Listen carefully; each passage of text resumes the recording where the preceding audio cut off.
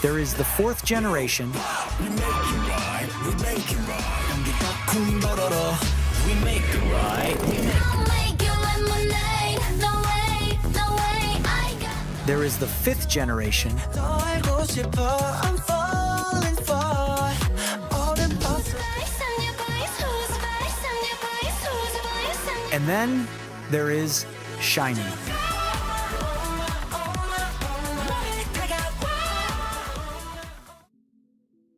The 2026 K-pop landscape is defined by easy listening tracks. Modern fourth and fifth generation rookies are routinely launched with atmospheric, R&B-infused sounds engineered to slide seamlessly onto streaming playlists without causing listener fatigue. But a look back at the industry timeline reveals that this isn't a modern innovation. It's actually something SHINee has mapped out over a decade ago. In May 2015, the group released their fourth studio album, Odd, led by the deep house track View. At a time when the entire industry relied on high decibel, trap-heavy EDM noise, View took a radical counterposition by utilizing understated grooves, lightweight synths, and breezy vocal arrangements. For comparison, the standard industry sound at the time was dominated by aggressive, heavy EDM anthems like Big Bang's Bang Bang Bang,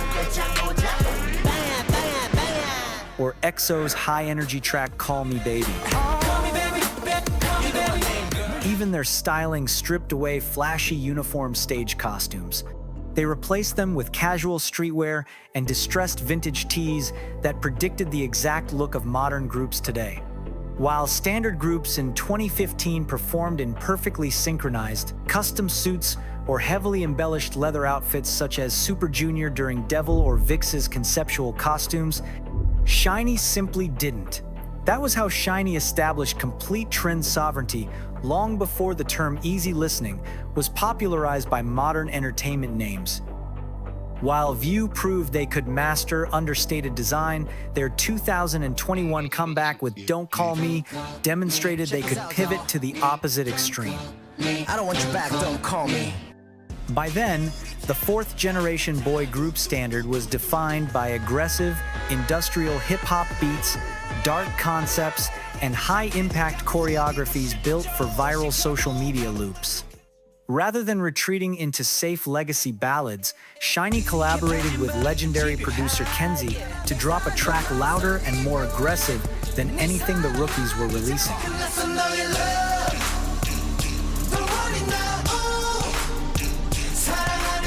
The choreography was physically punishing, demanding intense footwork and sudden weight changes that tested their absolute muscle endurance. Many modern groups attempting this style rely heavily on stylized aesthetics to look tough.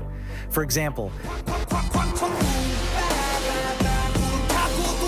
younger, fourth-generation groups like Stray Kids with Thunderous or in Hypen with Drunk Dazed were releasing tracks heavily driven by intense electronic drops and high-impact visual themes.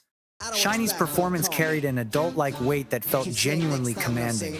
They took the exact music template of the new generation and executed it with a level of vocal and physical stamina that stunned critics.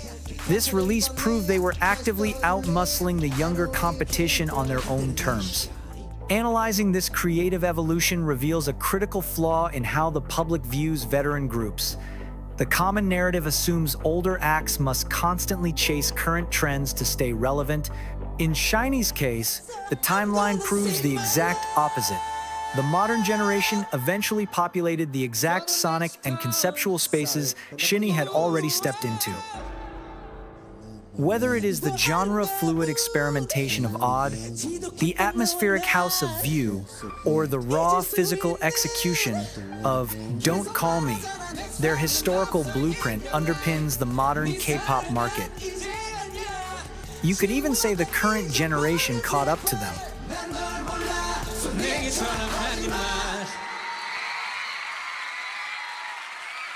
Having established their historical blueprint, we must examine why these early creative choices translate into a modern competitive advantage today. To understand the dynamics of the current market, we have to look at the rise of catalog amnesia, among younger groups. Modern streaming platforms incentivize rapid consumption release schedules to maximize quick streaming spikes.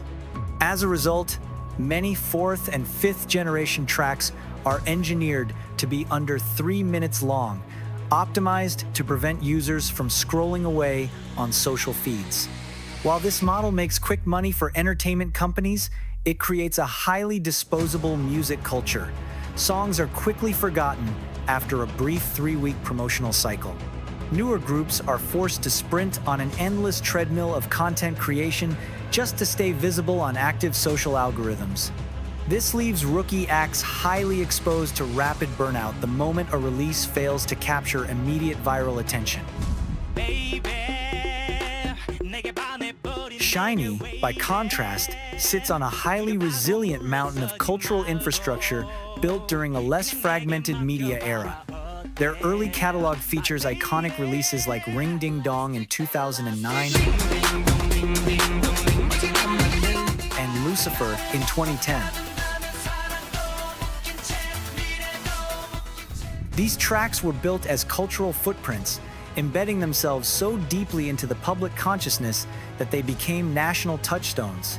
Instead of fading out after their initial promotional windows, they continue to generate massive domestic public recognition decades later. This historical equity gives SHINee a permanent advantage that cannot be bought or manufactured by modern labels. While rookie groups must constantly introduce themselves to new audiences, SHINee commands a permanent, multi-generational market presence that acts as a financial and cultural buffer. Don't forget about Sherlock in 2012, or Everybody in 2013. The performance mechanics are entirely different. For instance, while some modern music show stages rely on fast camera cuts to give the illusion of energy during a group's chorus, SHINee's performances relied on pure, unedited human movement to create visual impact. The human performance itself acted as the visual special effect, a skill set that modern rookies, despite their athletic training, often struggle to replicate without heavy production help.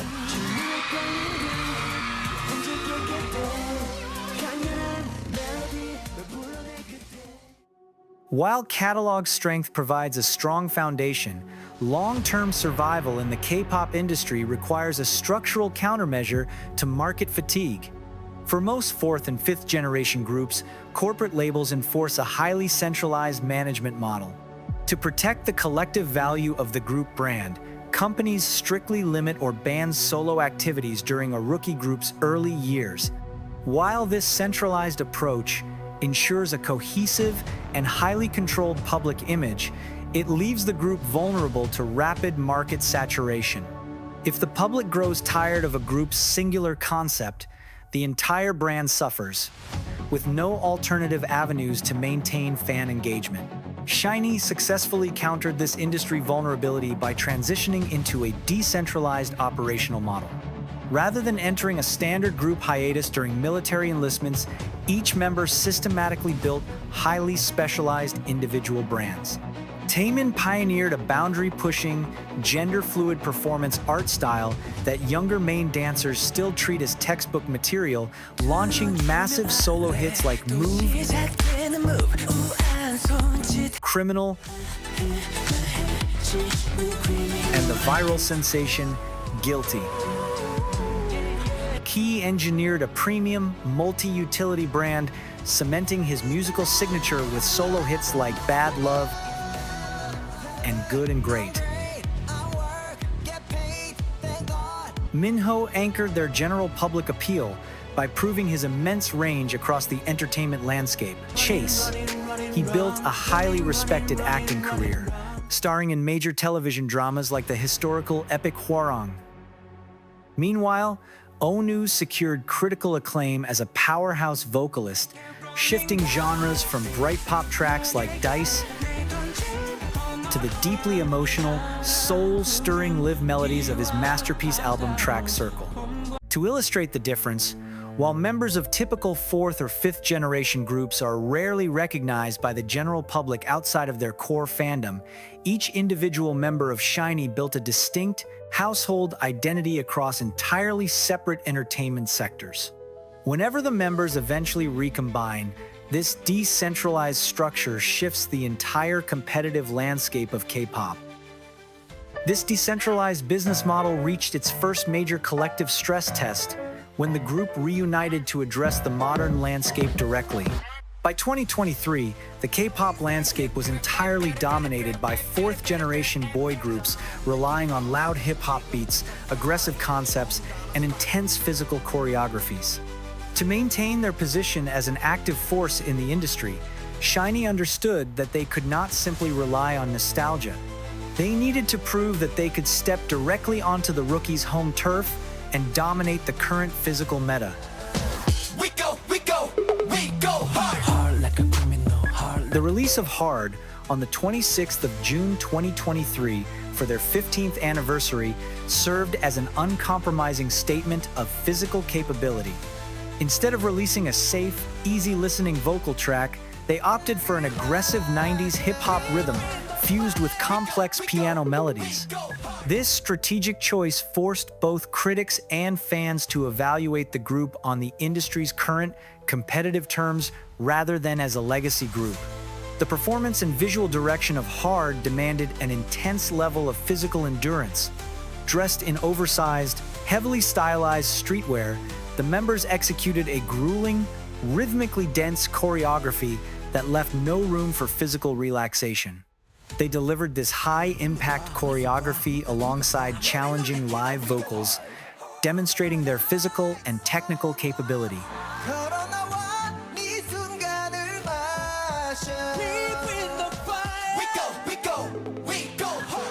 For example, while younger groups executed rigid, heavily drilled choreographies that looked identical in every performance, such as Zero Base One's highly structured hip-hop presentations, SHINee's execution of Hard brought a genuine, mature weight that highlighted a distinct difference in screen presence between veterans and rookies.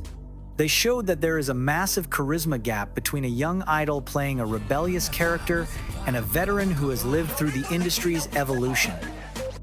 It was a direct reminder that raw stage presence cannot be manufactured or simulated through production styling alone.